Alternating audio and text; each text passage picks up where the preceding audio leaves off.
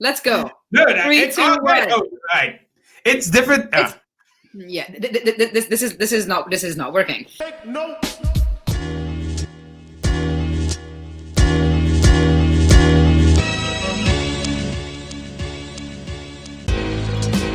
Big Meech. We're here. My man Alan just did. It's different this time.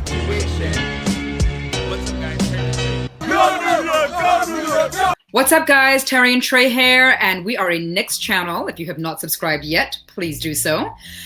Mom and son team here, and we're going to talk about the Knicks being back for 2020-2021 season. Shout out to Amari Stoudemire back in 2010 when he got signed on the steps of Madison Square Garden. The Knicks are back. It's been a long year. I'm finally happy to get to real games. Even preseason was so refreshing to see real basketball. And look, in 1 week in preseason, there are like a million different things that are on our mind compared to before. So real basketball starts tomorrow. Knicks Pacers. I can't wait. Normally we have season tickets, guys, and that's a big part of the channel, right? We show you at the Garden. We miss it so much. Obviously, we have to be safe. It's not going to happen for now. But hopefully things settle, and by the second half of the season, we can be back in the Garden. I hope so. I really do miss the building. I think I'm going to cry, like literally cry when we walk back into that building, when we're allowed to walk back into the building. So actually, Terry, I have a few takeaways from preseason, which was very short, only the 4 games. But I think we saw a lot during those 4 games. And the first thing I'd like to say is, yes, we have a new era. It's different this time. Yes, I get clowned for saying that all the time. But each year I feel it's different. And this year I do feel it's different. I think we have a completely new training and coaching. We have a completely new training and coaching staff. And that is the foundation of the team. So I do believe that we are seeing something different that's happening. In the 4th preseason games, we saw something different. We have a developmental staff with Kenny Payne and Johnny Bryant, who I think are doing more than just developing the guys on the court. I believe they're also developing them mentally, right? Because I think as much as, yes, there's the game on the court and you have to have the skills to play the game on the court, there's also a lot to go with. These are young guys. These are young, 19 and 20-year-olds. And not all of them have the the mentality to deal with the stress of playing this game, the mentality to deal with even COVID that's happening right now. And a lot of times these guys are really looking for a sort of father figure or someone to sort of mentor them, if you will. And I feel that we have that within this coaching staff we have right now, including with Thibs. What I do like a lot about Tom Thibodeau is that he seems to be a no-nonsense guy, doesn't take any BS, and he's probably kind of a hard ass, which I think these guys probably need and want. Tell me some of your takeaways or what you think about my comments for preseason. Well, you touched on it all, right? New staff in, Johnny Bryant, Kenny Payne, they're singing their praises. I've never heard of players, at least Knicks players, talk about assistant coaches with this fervor that they're talking about them now. Everyone just has something to say about them. Even Dennis Smith Jr., who may not play much, is saying that Johnny Bryant's helping him so much. I don't think IQ is doing what he's doing if Kenny Payne is not here. And not to mention Kenny Payne brings him here already from Kentucky. They can already see the roots are in the soil. They're building up. It feels like that first step. Now, we've had these false starts, I think, 3 years in a row, right?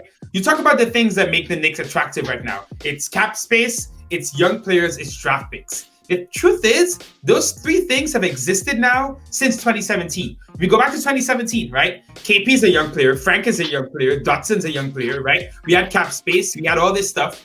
And by midseason, KP goes down, the season kind of gets derailed, right? We get into the next season where we get Fizdale, the same things are there, young player draft picks, we get Kevin Knox, we get Mitch Robinson, hoping to get free agents, doesn't happen, right? Last season, Chris is still here. We got RJ now. You got Kevin. You got all the young guys I mentioned before. Iggy, blah, blah, blah. The cap is clean, all that stuff. Still nothing big happened because we had a poor coach, COVID, blah, blah. So it's not like this is completely new, right? Like you said, it's the reason we've been saying it's different this time for years. But what I will say is it felt like a couple false starts.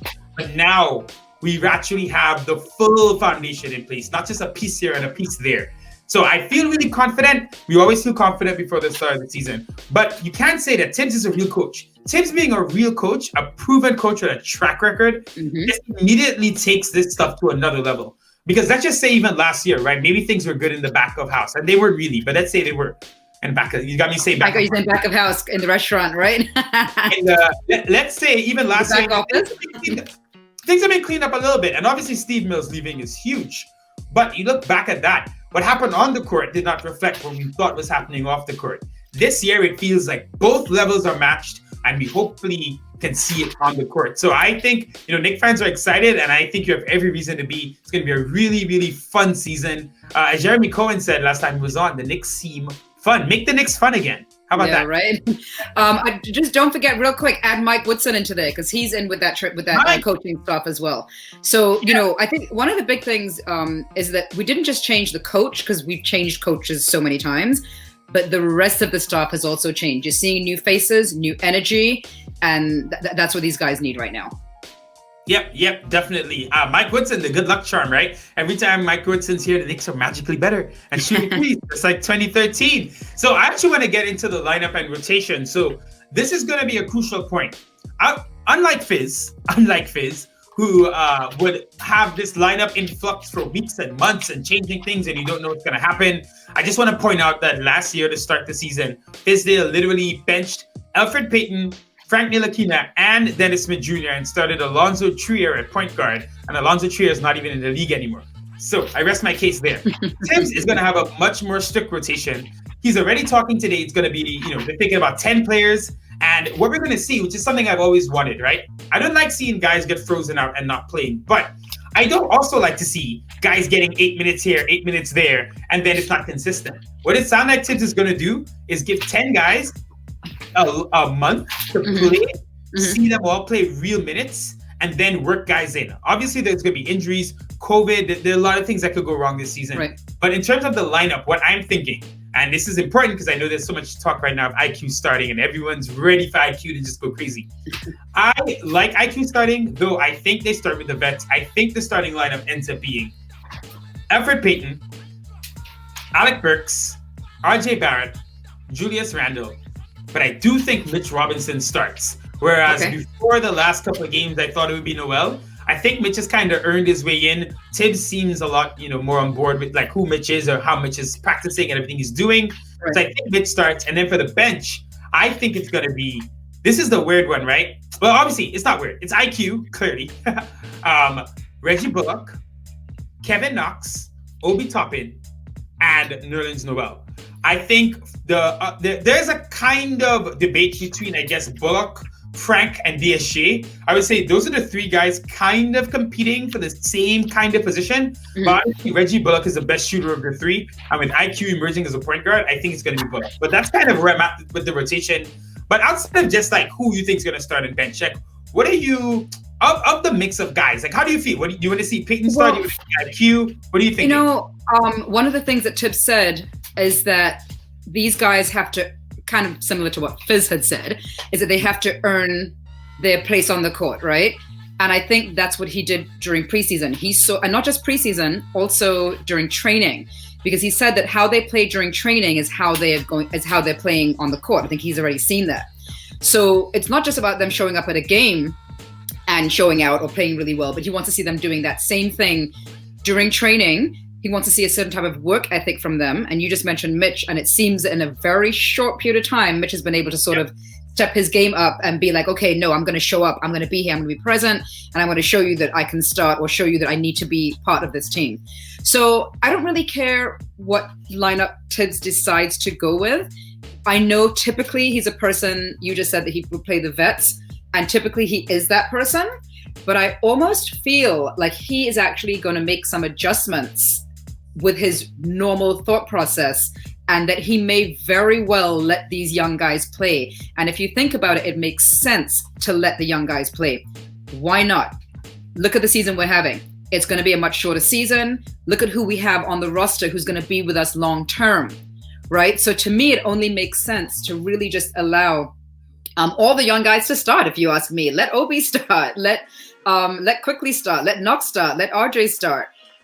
Because I think that's a way to go, but I'm not a coach. They obviously have a lot more insight as to why they're doing what they're doing. And so I'm fine with whatever lineup they choose to go with, as long as, like you said, they don't freeze people out, or that they don't make it so short that you're not even getting to see the person really play. Because 8 minutes, you know, if you think about yourself going on the court and playing a pickup game, 8 minutes isn't enough for you to really even start feeling yourself and feeling a flow of the game, right? So I don't like when they do those little short, like, spats and they just kind of throw someone in here and there. I do understand when they do it for G League players or players that are not starting or on the bench, because they want to give them a little shine and give them also a little opportunity to touch the court. But I kind of agree with you that I don't want to see them really do that. And I think they'll make the right decisions. I'm very confident in our front office that they will make the right decisions. So it's not back office, it's front office. Right, there you go. Shocker, right? The idea that, like, this is a weird thing. And I think we're seeing Knick fans just across the world kind of in this weird place where they're like, wait a minute, do I trust them? Because we're so used to not trusting them, right? And what I've seen just throughout preseason is, you know, reports would come out and we'd be looking at decisions and we have this inherent fear that it's going to turn bad because it's, for the last 20 years, always turned bad, right? So there's just this fear that we have, right? And we always feel like we know a little bit more than the front office and, oh my God, what bad mistake are the Knicks gonna make, right? So when you see that Alfred starts, for example, over IQ in the past, it would feel like, oh God, they didn't see how good IQ was. How could they get this wrong? Right. And now it feels like Thibs knows what he saw. Not just that, of course they saw. And so if they saw, there's a reason that we're going to put quickly to come off the bench, right? And I would understand, that decision too.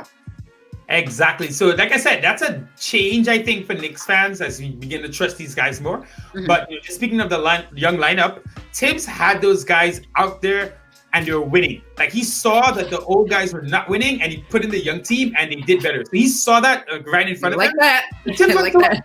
Yep. He wants to win, so he's not stupid. I think we're going to see a team that makes sense on the court, and I genuinely feel like we have smarter guys there than the general Knick fan base. But speaking of goals for the season. This season, right? 72-game season, so it's not going to be the same 82.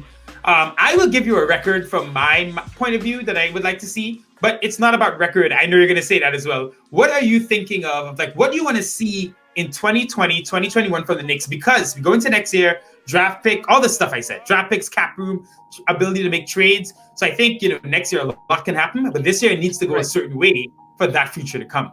I just want to see smart decisions. I want to see that we don't get clowned anymore. I want to see some wins and I want to see some shooting, right? Well, shooting and scoring, because are they the same thing? I want to see shooting and scoring. And to be honest, and when I say shooting, I mean shooting from the free throw line and shooting from the 3-point line, right? Because those are the two styles of shooting and styles of making points that we have not seen from the Knicks for a long time. We've been saying forever. You read the comments, people are like, you know, we have no one to score. We literally have no one to score on the team. So those are the things that I really want to see. As far as how many games I think we can win for the season, do you have a number? Well, I have a number, but remember with the 72 games thing, right, actually drastically changes like how you think about it. Right. Because I think I'm horrible at math, but let me just put it off the top of my head. I think in a regular season, right, 82 games, winning 34 games is kind of equivalent to winning 27 in this shortened season. It's something like that, 28. Okay. So here's my thing. My gut feeling, right, of what would be, I think would be almost like an incredible season. Mm-hmm. Is 30 and 42. Now, people are going to be like, you're still losing. But if we go 30 and 42, that pretty much means in a regular season, we might have gone like 36 and something. So for me, like, you know, at 36 and is it 42? I don't know, whatever it is. I would feel like, okay, there's a serious step forward here. So 30 wins this season would honestly be, that's like my B+ level performance. Obviously, my A+, whatever, would be us somehow, you know, getting to like high 30s, which would be insane. But I think they can surprise. They're going to be scrappy. They're going to play defense. And it looks like offensively, we're going to have, like you said, better shooting, whether it's from the line or more importantly, from deep. You know, I was going to say high 20s, but I think I'm actually basing that on last year's team, right? So thinking about the team we have now and seeing that these guys can score, I'm going to go with 30. If we can get 30 wins this year, I will be more than happy with that. And if we can get more than that, then we're in the playoffs. Well, the thing is, so don't forget, here's the thing. This season is very interesting because it's the play-in games, which means normally it's the top 8 seeds. But because they're playing games now, the NBA is going to keep this now. I think they want to keep more teams involved later in the season. Mm-hmm. They don't want to have you're out of the playoffs in February, so whatever. Right. The playing games, like we saw in the bubble, basically means the 9th and 10th seeds will now have a chance to earn their way into the playoffs, in the last couple of weeks of the regular season. Yeah. So the truth is, the Knicks just need to come 10th. If we come 10th, this is a crazy thing, right? We've been looking for real, basketball that matters, important games for all these years. If we just happen to come 10th in the East, which we could totally get there with honestly, maybe even a 29-win record would get you in the 10th seed. Mm-hmm. Or even lower, potentially. I got to see, how it works out with the new schedule and everything. Mm-hmm. But if we happen to get to, 29 wins, we're going to be in, a little version of the playoffs for, a week because we're going to have to basically beat teams to get into the real playoffs. Right. That, with this young team, I'm getting chill. I'm not even kidding. I'm getting chills thinking about it because if these young guys are doing it and we're in real games playing against the 7th seed, I think it's the 8th seed, the 7th seed or whatever to get into the last spot, or the 9th seed, sorry, that would knock this season out the park for me, to be honest. That would be incredible watching these guys in real games. Oh, it absolutely will. And you said real games, right? So obviously we know the big thing is there's no crowd at any of the. Well, actually, I think I did hear that a couple of stadiums that have more lax rules because of maybe they don't have as many cases are allowing some fans in. But clearly, these guys are not playing with the fandom that they're accustomed to having. So it's going to be really interesting about 6 months from now to see what's happening in the world as far as vaccines, as far as, how many people they're allowed to congregate and so on. Obviously, all of these arenas are losing money and they want the fans to come back. And obviously the fans, we want to come back. So it is going to be really interesting to see how that plays out.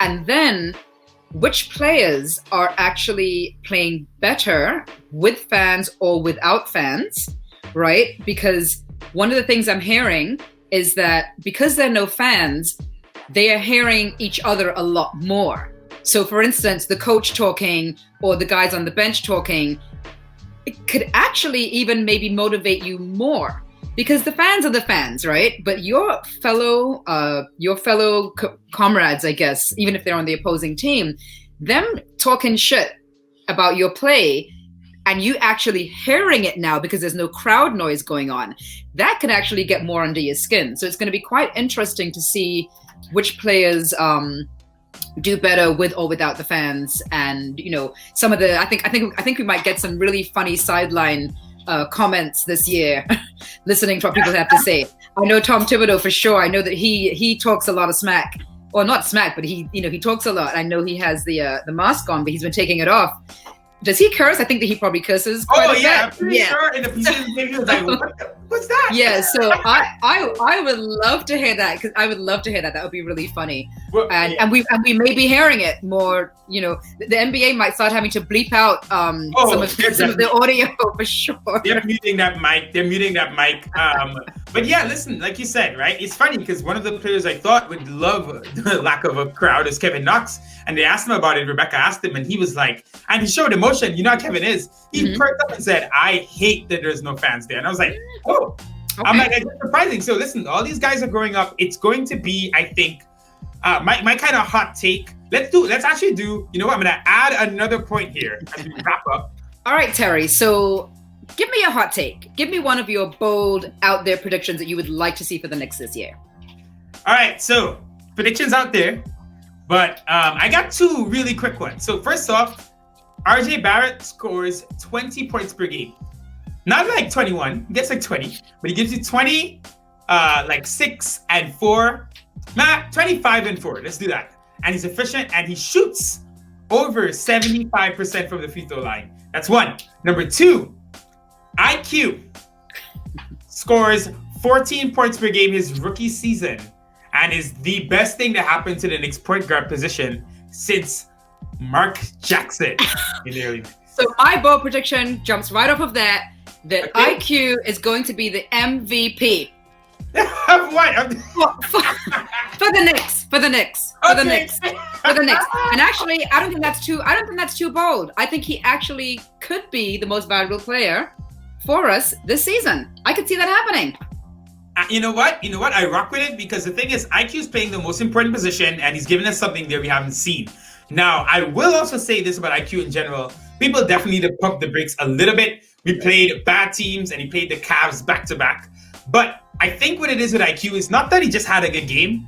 Everything about him seems like as the games get harder, he's just gonna hit that next level. It's gonna get harder. I think he's gonna play Damian Lillard and feel like, I don't care, I gotta kill Damian Lillard too. So he seems like one of those guys that just like takes wherever he's met at, he just says, all right, gotta up it to the next level. So I think, man, listen, he becomes MVP of the Knicks this season. We are sitting pretty. Listen, guys, I had texted you actually because I do want to see how he plays against a really good team, because you know those guys are watching tape. You know that they're going to be seeing rumblings about this kid.